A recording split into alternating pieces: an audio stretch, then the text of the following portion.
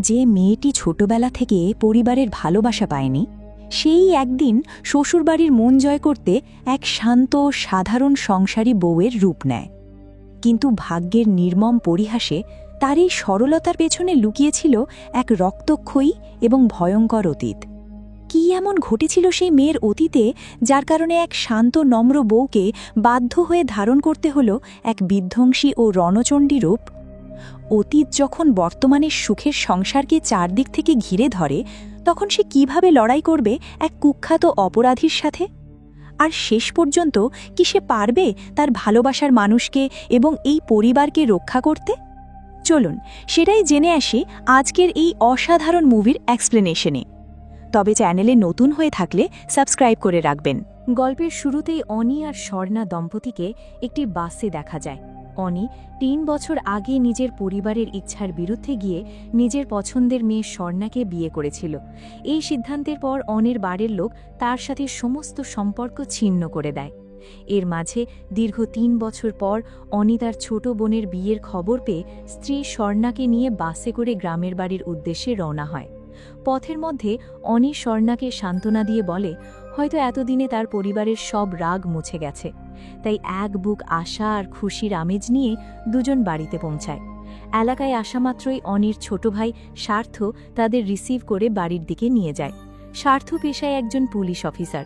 এলাকায় বিয়ের প্রস্তুতি পুরো দমে চলছে, কিন্তু অনি আর স্বর্ণা বাড়িতে পা রাখা মাত্রই পুরো পরিবেশ থমথমে হয়ে যায়। বাবার তীব্র রাগের কারণে তিনি অনির দিকেও ফিরে তাকান না। তার চোখে অনি এখনও সেই অবাধ্য ছেলে যে পরিবারের সম্মান বিসর্জন দিয়ে প্রেম করে বিয়ে করেছিল। বাড়ির বাকি লোকজনও তাদের দেখে খুশি হওয়ার বদলে অদ্ভুত নজরে তাকাতে শুরু করে। বিশেষ করে স্বর্ণাকে উপর থেকে নিচ পর্যন্ত এমনভাবে খুঁটিয়ে দেখা হয় যেন সে এই পরিবারের কেউ নয়, বরং কোনো বাইরের মানুষ। আসলে এই পরিবারটি বেশ ঐতিহ্যবাহী এবং কঠোর রীতিনীতি মেনে চলা এক পরিবার। পরবর্তীতে বাড়ির বাকি সদস্যরা পরিস্থিতি সামাল দিয়ে ছেলে এত বছর পর প্রথমবার নিজের স্ত্রীকে নিয়ে বাড়িতে এসেছে বলে তাদেরকে বিয়ে পর্যন্ত থাকার অনুমতি দেয়। তবে পরিবারের জন্য সবচেয়ে বড় অস্বস্তির কারণ ছিল স্বর্ণা, কারণ তার সম্পর্কে কেউ কিছুই জানত না। এই কারণে স্বর্ণার শাশুড়ি তাকে নিজের সামনে বসিয়ে তার পরিবার, বাবা মা, গ্রাম এবং অতীত সম্পর্কে জিজ্ঞাসাবাদ শুরু করেন। তখন স্বর্ণা জানায় যে তার বাবা মা নেই, সে ছোটবেলা থেকে একটা এতিমখানায় বড় হয়েছে। সে নিজের পরিবার, জাত, গ্রাম বা কোনো আত্মীয় স্বজন সম্পর্কে কিছুই জানে না। এসব শুনে বাড়ির লোকদের মনে হতে থাকে তাদের ছেলে কিছু না বুঝেই তাড়াহুড়ো করে একটা পরিচয়হীন মেয়েকে বিয়ে করে ফেলেছে। তারা স্বর্ণাকে শুধুমাত্র ঘরের একজন বউ হিসেবে মেনে নিয়ে একটা কোণায় পড়ে থাকতে দেয়, কিন্তু কখনো মন থেকে আপন করে নেয় না। অন্যদিকে স্বর্ণার মনে কেবল একটি ইচ্ছাই ছিল। ছোটবেলা থেকে পরিবারের ভালোবাসা না পাওয়ার কারণে সে সবসময় একটি সুখী গৃহকোণের স্বপ্ন দেখত। এখন যখন সে এমন একটা পরিবার পেয়েছে, তখন যে কোনো মূল্যে সবার মন জয় করতে চায়। তার মনে হতো যদি সে এই ঘরের একজন আদর্শ বউ হয়ে উঠতে পারে, তবে হয়তো প্রথমবার সেও আপনত্বের অনুভূতি পাবে। কিন্তু এই পরিবারের কাছে আদর্শ বউ হওয়ার মানে শুধু একজন ভালো মানুষ হওয়া ছিল না। তাদের হিসেব অনুযায়ী একটা বউয়ের পুজো আচ্ছা জানা দরকার, সুস্বাদু রান্না করা জানা দরকার এবং ঘরের প্রতিটি মানুষের পছন্দ অপছন্দ না বলতেই বুঝে নেওয়া দরকার। স্বর্ণাও মনে মনে প্রতিজ্ঞা করে যে যত কষ্টই হোক না কেন সে সব কিছু শিখে ছাড়বে। কিন্তু অনি জানত তার পরিবার কেমন, আর এই কাজটা মোটেও সহজ হবে না।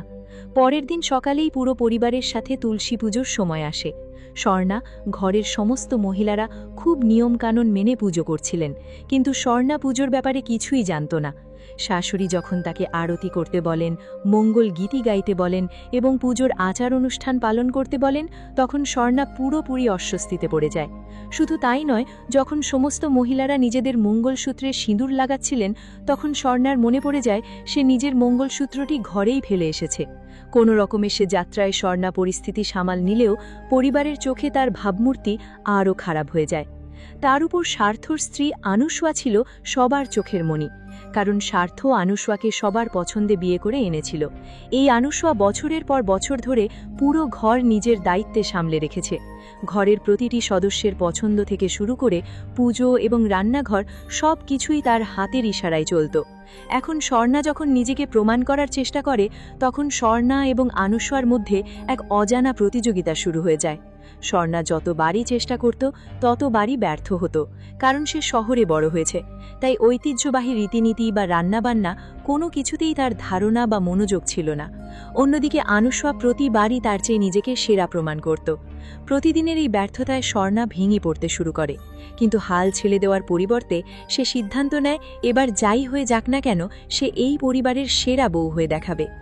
রোজ রোজ সবার সামনে লজ্জিত হওয়ার পর স্বর্ণা বুঝতে পারে যদি তাকে এই পরিবারের মন জয় করতে হয় তাহলে তাকে ঘরের নিয়মকানুন ও পদ্ধতি শিখতেই হবে। এই চিন্তা থেকে সে তার ছোটবেলার সবচেয়ে কাছের বান্ধবীকে ফোন করে, যে ওই এতিমখানাতেই তার সাথে বড় হয়েছিল। স্বর্ণা তাকে ইমোশনালি বলে যে সে রান্না করতে একদমই পারে না, আর যদি তাড়াতাড়ি কিছু না শেখে তাহলে কখনোই এই পরিবারের ভালো বউ হয়ে উঠতে পারবে না। স্বর্ণার কথা শুনে প্রথমে তার বান্ধবী আসতে রাজি হয় না। সে জানায় তার স্ত্রী তাকে একদিনের জন্য একা ছাড়ে না, তাই সে ঘরের বাইরে বেরোতে পারবে না। স্বর্ণা তখন বান্ধবীকে ছোটবেলার স্মৃতি মনে করিয়ে দিয়ে নিজের একাকিত্ব আর বাধ্যবাধকতার কথা বুঝিয়ে তাকে রাজি করায়। বান্ধবী তাকে সাহায্য করতে আসতে রাজি হলেও স্বর্ণা তাকে সরাসরি তাদের বাড়িতে নিয়ে আসে না, কারণ পরিবারের লোকেরা যদি তার সম্পর্কে জিজ্ঞাসাবাদ শুরু করে তাহলে অযথা প্রশ্ন উঠে যাবে। এই কারণে স্বর্ণা তাকে কাছেরই একটি লজে থাকার ব্যবস্থা করে দেয়। বান্ধবী চলে আসার পর দুজন মিলে একটা নতুন পরিকল্পনা করে। প্রতিদিন ভোর হতেই বান্ধবী সুস্বাদু রান্না করত, তারপর টিফিনে প্যাক করে স্বর্ণাকে দিয়ে দিত। স্বর্ণা চুপচাপ সেই খাবার ঘরে নিয়ে আসত এবং সবার সামনে এমনভাবে পরিবেশন করত যেন সে নিজে অনেক কষ্ট করে এটি বানিয়েছে। পরিবারের লোকেরা যখন সেই খাবার খেত তখন তার প্রশংসা না করে থাকতে পারত না। ধীরে ধীরে বাড়ির লোকদের মনে হতে লাগল অনির স্ত্রী সত্যিই ঘরের কাজ শিখছে। স্বর্ণাও পুরো আত্মবিশ্বাসের সাথে পুজো এবং বাকি দায়িত্বগুলো পালন করার চেষ্টা করতে থাকে। দেখতে দেখতে বেশ কিছুদিন এভাবেই কেটে যায়। স্বর্ণার প্রথমবার মনে হতে থাকে হয়তো এবার সেই পরিবারে নিজের জায়গা করে নিতে পারবে, কিন্তু ভাগ্যের লিখন ছিল সম্পূর্ণ অন্যরকম। একদিন স্বর্ণা তার বান্ধবীর সাথে বাজারে সবজি কিনছিল। তখন স্বর্ণা বুঝতে পারে কোনো এক অপরিচিত ব্যক্তি ক্রমাগত তাদের পিছু নিচ্ছে। তারা যেই দোকানেই যাচ্ছিল সেই দোকানেই ওই অপরিচিত ব্যক্তিটিও আসছিল।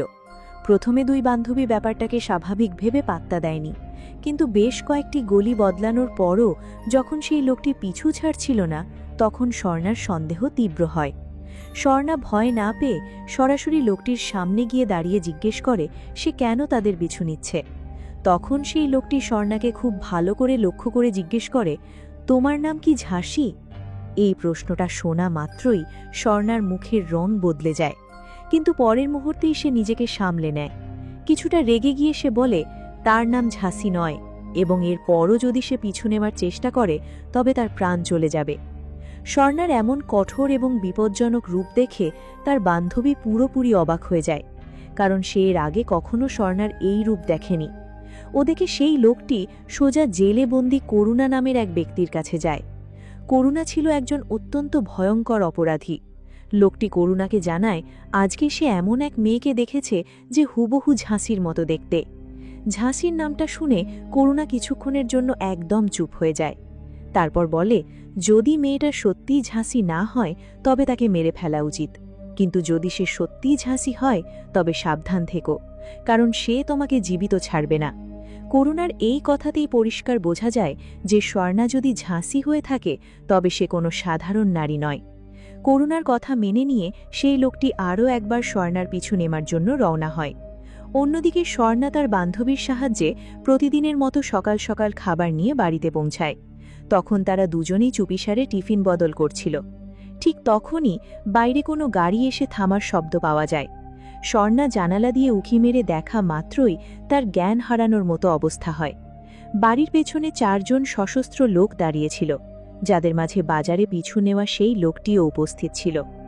লোকটি স্বর্ণার কাছে এসে আবারও জিজ্ঞেস করে, সত্যি করে বল, তুই কি ঝাঁসি? স্বর্ণা শেষবারের মতো তাকে সেখান থেকে চলে যাওয়ার হুঁশিয়ারি দেয়, কিন্তু লোকটি কথা না শুনে উল্টো স্বর্ণার উপর আক্রমণ করে বসে। পরের মুহূর্তেই যা ঘটে তা দেখে চোখ কপালে উঠে যাওয়ার মতো অবস্থা হয়। কিছু সময় আগ পর্যন্ত যে স্বর্ণাকে অত্যন্ত সাধারণ এবং ভীতু দেখাচ্ছিল, সেই স্বর্ণা হঠাৎ একজন দক্ষ যোদ্ধার মতো লড়াই করতে শুরু করে। বিদ্যুতের গতিতে সে এক এক করে সব আক্রমণকারীকে মাটিতে আছড়ে ফেলে।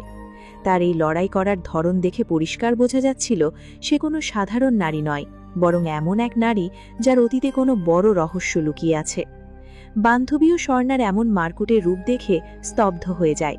স্বর্ণার এই আক্রমণের পর লোকটির মনে পুরোপুরি বিশ্বাস জন্মে যে এই মেয়েটিই ঝাঁসি। তাই সে মার খেয়ে তৎক্ষণাৎ আবারও জেলে বন্দি করুণার কাছে পৌঁছায়। সে এসে করুণাকে বলে এখন তার আর কোনো সন্দেহ নেই, সে যদি সাধারণ কোনো নারী হতো তবে আজ বেঁচে ফিরত না। কিন্তু যেভাবে সে একাই সবাইকে মেরে কুপকাত করল, তা থেকে পরিষ্কার বোঝা যায় যে সেই ঝাঁসি। এটা শোনা মাত্রই করুণার মুখে এক কুৎসিত হাসি ফুটে ওঠে। তার মনে হয় এত বছর পর সে অবশেষে ঝাঁসির সন্ধান পেয়েই গেল। তাই তখনই সে জেল থেকে পালিয়ে যাওয়ার পরিকল্পনা তৈরি করে।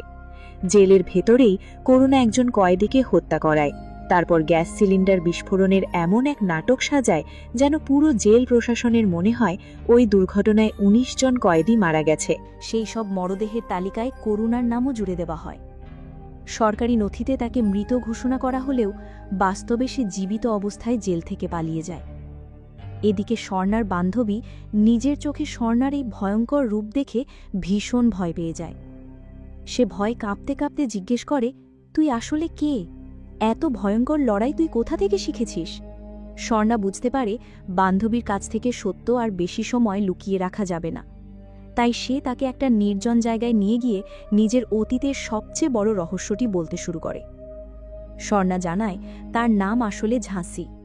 ছোটবেলায় বাবা মা মারা গেলে তার ঠাঁই হয়েছিল একটি এতিমখানায়। সেখানে ঝাঁসি এবং তার বান্ধবী একসাথেই থাকত, কিন্তু ভাগ্য তাদের পথ আলাদা করে দেয়। তার বান্ধবীকে একটা ভালো পরিবার দত্তক নিয়ে চলে যায়, যার ফলে বান্ধবীর জীবন সুখে শান্তিতে ভরে ওঠে। অথচ ঝাঁসি একাই সেখানে রয়ে যায়। এতিমখানার ওয়ার্ডেন ছিল অত্যন্ত নীচ এবং নোংরা মন মানসিকতার মানুষ। সে ছোট ছোট মেয়েদের সাথে খারাপ আচরণ করত এবং ভয় দেখিয়ে মুখ বন্ধ রাখতে বাধ্য করত। একদিন ঝাঁসি সিদ্ধান্ত নেয় সে যদি এখানে থাকে তবে তার জীবন ধ্বংস হয়ে যাবে। তাই সে এতিমখানা থেকে পালিয়ে যায়। এরপর সে যেখানে কাজ পেয়েছে সেখানে কঠোর পরিশ্রম করেছে, যেখানে জায়গা পেয়েছে সেখানেই রাত কাটিয়েছে। বহুদিন ঘুরে বেড়ানোর পর সে একটা লজে চাকরি পেয়ে যায়।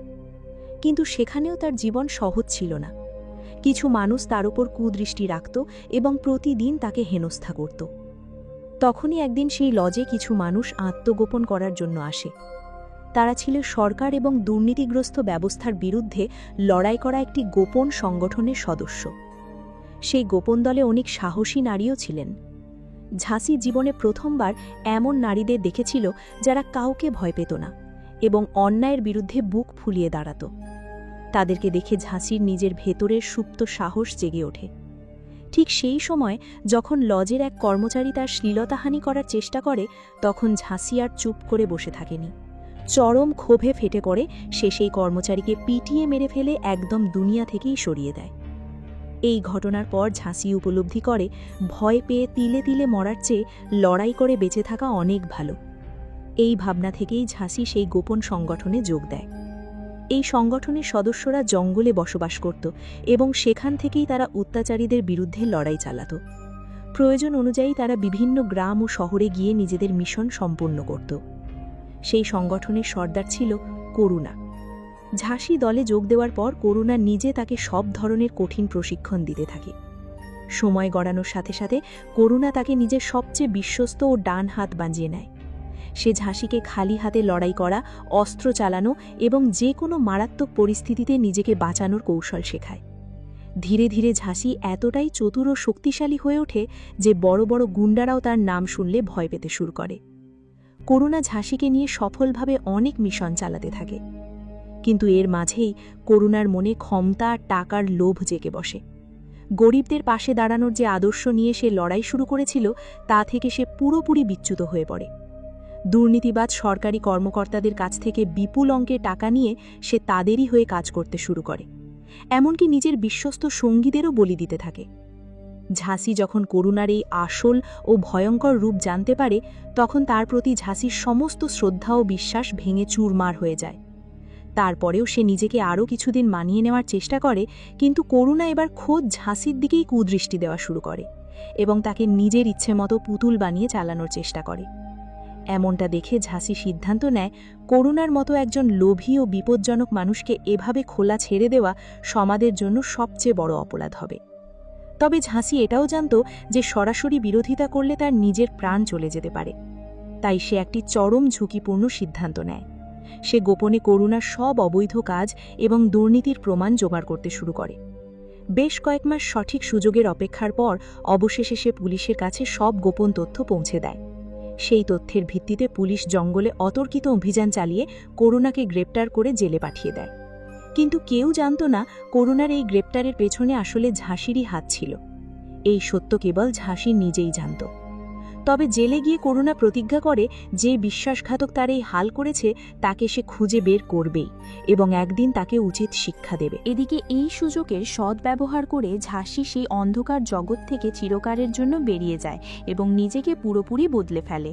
সে নিজের নাম ঝাঁসি বদলে নতুন নাম রাখে স্বর্ণা। পরবর্তীতে ঘটনাক্রমে তার পরিচয় হয় অনির সাথে। অনি অত্যন্ত ভালো মনের একজন মানুষ ছিল। ধীরে ধীরে স্বর্ণা অনিকে ভালোবাসতে শুরু করে এবং অনিও প্রথম দেখাতেই স্বর্ণার প্রেমে পড়ে যায়। এরপর অনি তার পরিবারের তীব্র অমত থাকা সত্ত্বেও নিজের সিদ্ধান্তে অটল থেকে স্বর্ণাকে বিয়ে করে। স্বর্ণা এক সম্পূর্ণ নতুন পরিচয়ে অনির হাত ধরে নতুন জীবন শুরু করে। এই ফ্ল্যাশব্যাক সিন শেষ হলে স্বর্ণা ইমোশনাল হয়ে তার বান্ধবীকে বলে, আজকে আমি যে সাধারণ ও শান্ত জীবনটা কাটাচ্ছি তা পাওয়ার জন্য আমাকে অতীতে অনেক কিছু হারাতে হয়েছে। স্বর্ণা আরও যোগ করে, আমার স্বামী অনিও আমার অতীতের ব্যাপারে কিচ্ছু জানে না। সে আমাকে মন থেকে ভালোবেসেছে, বিশ্বাস করেছে এবং একটা নতুন সুন্দর জীবন দিয়েছে। আমি তাকে কোনোভাবেই হারাতে চাই না, এমনকি এই পরিবারকেও না। স্বর্ণা তার বান্ধবীর কাছ থেকে এই কথা আদায় করে নেয় যে এই সত্য যেন কোনোদিন অন্য কারো কান পর্যন্ত না পৌঁছায়। কিন্তু স্বর্ণা জানত না যে অতীত থেকে সে মুখ লুকিয়ে পালিয়ে বেড়াচ্ছে, সেই অতীত অত্যন্ত ভয়ঙ্করভাবে আবারও তার জীবনে ফিরে আসতে চলেছে। এদিকে জেল থেকে নাটকীয়ভাবে পালিয়ে যাওয়ার পর করুণা সবার আগে স্বর্ণাকে খুঁজে বের করে। সে সরাসরি স্বর্ণার সামনে এসে দাঁড়ায় এবং তাচ্ছিল্যের সুরে বলে তার বিশ্বাসই হচ্ছে না যে ঝাঁসির মতো এক দুর্দান্ত লড়াকু মেয়ে বিয়ে করে আজ একজন অতি সাধারণ সংসারী নারী হয়ে গেছে। করুণা তাদের পুরনো দিনগুলোর কথা মনে করিয়ে দিয়ে আরও বলে যে সেই ঝাঁসিকে শক্তি দিয়েছিল, তাকে বাঁচতে শিখিয়েছিল, আর আজকে সেই ঝাঁসি তাকে ছেড়ে অন্য কারোর স্ত্রী হয়ে গেল। তখন স্বর্ণা নিরুপায় হয়ে হাতজোড় করে করুণার কাছে অনুনয় বিনয় করতে থাকে। সে বলে এখন আর সেই অন্ধকার দুনিয়ার সাথে তার কোনো সম্পর্ক নেই। তার বিয়ে হয়ে গেছে এবং সে নিজের একটা পরিবার পেয়েছে। এখন সে শুধু শান্তিতে নিজের জীবনটুকু কাটাতে চায়। এসব কথা শুনে করুণা মুখে বলে, ঠিক আছে, সব মেনে নিচ্ছি। এই বলে সে তখন চুপচাপ চলে যায় এবং আপাতদৃষ্টিতে মনে হয় সে সবকিছু মেনে নিয়েছে। কিন্তু পরক্ষণেই দেখা যায় তার মনে স্বর্ণাকে পাওয়ার সেই পুরনো উন্মাদনা এখনও শেষ হয়নি। সে আগেও তাকে কুদৃষ্টিতে দেখত এবং আজও তার সেই নোংরা মানসিকতা বিন্দুমাত্র বদলায়নি। এবার সে স্বর্ণাকে ব্ল্যাকমেল করা শুরু করে। করুণা হুমকি দিয়ে বলে যদি সে তার কথা না শোনে তবে সে তার স্বামী এবং পুরো পরিবারকে জানিয়ে দেবে যে আজকের এই সাধারণ স্বর্ণাই আসলে একসময়কার উগ্রবাদী সংগঠনের ভয়ঙ্কর নারী যোদ্ধা ঝাঁসি। ওদিকে বাড়িতে তখন ছোট বোনের বিয়ের প্রস্তুতি পুরোদমে চলছিল, তাই স্বর্ণা চরম মানসিক অশান্তিতে ভুগলেও পরিবারের সুখের কথা চিন্তা করে কাউকে কিছু বলতে পারছিল না। এরই মধ্যে করুণা নিজেকে স্বর্ণার দূর সম্পর্কের আত্মীয় পরিচয় দিয়ে অনির গ্রামের বাড়িতে পৌঁছে যায়। সেখানে সুযোগ বুঝে সে স্বর্ণাকে চরম হুমকি ও ভয় দেখিয়ে বলে যদি সে চুপচাপ তার সাথে না চলে যায় তবে সে এই বাড়ির প্রত্যেকটি সদস্যকে জ্যান্ত কবর দেবে। এবার স্বর্ণা সত্যি সত্যিই ভয় পেয়ে যায়, কারণ সে খুব ভালো করেই জানত করুণা কতটা নিষ্ঠুর এবং সে নিজের হুমকি সত্যি করতে বিন্দুমাত্র দ্বিধা করবে না। স্বর্ণা বুঝতে পারে এখন আর সত্য লুকিয়ে রাখলে বিপদ কমবে না, বরং আরও বাড়বে। তাই সে আর দেরি না করে অনির ছোট ভাই স্বার্থের কাছে যায়। স্বার্থ পুলিশ অফিসার হওয়ায় স্বর্ণা নিজের অতীতের পুরো গল্প এবং করুণার জেল থেকে পালিয়ে যাওয়ার সমস্ত চক্রান্ত খুলে বলে। স্বর্ণা যখন স্বার্থকে এসব জানাচ্ছিল ঠিক সেই সময় অনিও সেখানে চলে আসে। পরিস্থিতি এমন দাঁড়ায় যে স্বর্ণা বাধ্য হয়ে অনিকেও তার জীবনের পুরো সত্যটা জানিয়ে দেয়। স্বর্ণার পেছনের এই ভয়ঙ্কর ইতিহাস শুনে অনেক কিছুক্ষণের জন্য স্তব্ধ হয়ে যায়। সে বিশ্বাসই করতে পারছিল না যে তার এত শান্ত ও সাধারণ স্ত্রীর অতীত এতটা বিপজ্জনক ও রক্তক্ষয়ী ছিল। কিন্তু কিছু সময় পর সে স্বর্ণার ভেতরের কষ্ট ও নিরুপায় অবস্থার কথা বুঝতে পারে। অনি স্বর্ণাকে সান্ত্বনা দিয়ে বলে, মানুষের আসল পরিচয় তার অতীত নয়, বরং তার বর্তমান। এরপর অনি এবং তার পুলিশ কর্মকর্তা ভাই স্বার্থ মিলে করুণাকে ধরার একটা নিটোল পরিকল্পনা তৈরি করে। তারা করুণার একটা ছবি উচ্চপদস্থ পুলিশ কর্মকর্তাদের কাছে পাঠিয়ে জানায় যে যাকে সরকারি নথিতে মৃত ঘোষণা করা হয়েছিল সে বাস্তবে এখনও জীবিত। পুলিশ এই সত্য জানতে পারা মাত্রই পুরো এলাকায় করুণাকে ধরার জন্য চিরুনি অভিযান শুরু করে। শেষমেশ করুণা ধরাও পড়ে, কিন্তু চতুর করুণা পুলিশের হেফাজত থেকে আবারও পালিয়ে যেতে সক্ষম হয়। এবার সে প্রতিজ্ঞা করে স্বর্ণার পুরো পরিবারকে শেষ না করে সে দম নেবে না।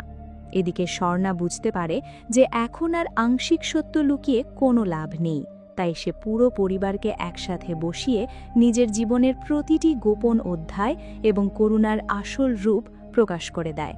শুরুতে বাড়ির লোকজন তার এই ভয়ঙ্কর অতীত শুনে স্তব্ধ হয়ে যায় এবং কেউ কেউ তীব্র ক্ষোভ প্রকাশ করে বলে সে এত বড় একটা সত্য এতদিন কেন লুকিয়ে রেখেছিল। কিন্তু যখন তারা স্বর্ণার বাধ্যবাধকতা, অনাথ জীবনের একাকিত্ব এবং ছোটবেলা থেকে সহ্য করা কষ্টের কথা জানতে পারে, তখন পুরো পরিবার সব রাগ ভুলে একজোট হয়ে তার পাশে এসে দাঁড়ায়।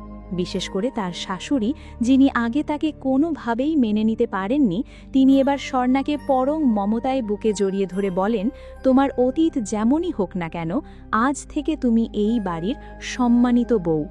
ঠিক তখনই রাতের অন্ধকারে করুণা তার সশস্ত্র দলবল নিয়ে পুরো বাড়িটি চারদিক থেকে ঘিরে ফেলে।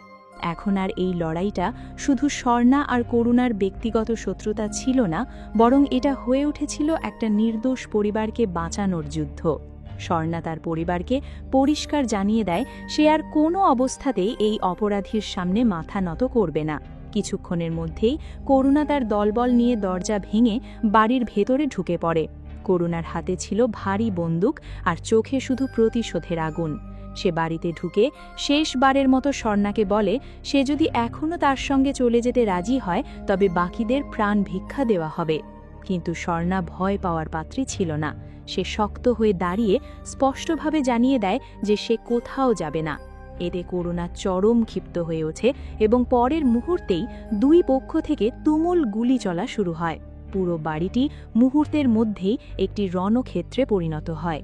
স্বার্থ এবং তার সাথে থাকা পুলিশ সদস্যরা পুরো শক্তি দিয়ে লড়াই শুরু করে, কিন্তু করুণার গুন্ডারা যখন অনবরত চারদিক থেকে আক্রমণ চালিয়ে ঘরের সবাইকে বিপদে ফেলে দিচ্ছিল, তখন স্বর্ণা আর নিজেকে ধরে রাখতে পারেনি। সে আবারও তার সেই পুরনো লড়াকু ঝাঁসি রূপে ফিরে আসে। বিদ্যুতের গতিতে সে একাই বেশ কয়েকজন সশস্ত্র গুন্ডাকে মাটিতে আছড়ে ফেলে সোজা করুণার মুখোমুখি হয়। দুজনের মধ্যে এবার শুরু হয় জীবন মরণ হাতাহাতি লড়াই। করুণা যে কোনো মূল্যে স্বর্ণাকে জীবিত নিজের সঙ্গে নিয়ে যেতে চেয়েছিল, কিন্তু স্বর্ণা এবার চিরকালের জন্য করুণার এই পাপের খেলা শেষ করার সিদ্ধান্ত নিয়ে ফেলেছিল। এক পর্যায়ে করুণার রাগের মাথায় স্বর্ণাকে লক্ষ্য করে গুলি চালিয়ে দেয়। গুলি লাগার সাথে সাথেই স্বর্ণা মারাত্মক আহত হয়ে মাটিতে লুটিয়ে পড়ে, যা দেখে পুরো পরিবার আতঙ্কে চিৎকার করে ওঠে। কিন্তু শেষ নিঃশ্বাস পর্যন্ত হার না মানা স্বর্ণা ঠিক তখনই মাটিতে পড়ে থাকা একটি ধারালো ছুরি তুলে নেয় এবং নিজের শেষ শক্তি দিয়ে করুণার ওপর ঝাঁপিয়ে পড়ে। ছুরিটি সরাসরি করুণার বুকে গিয়ে বিঁধে যায়।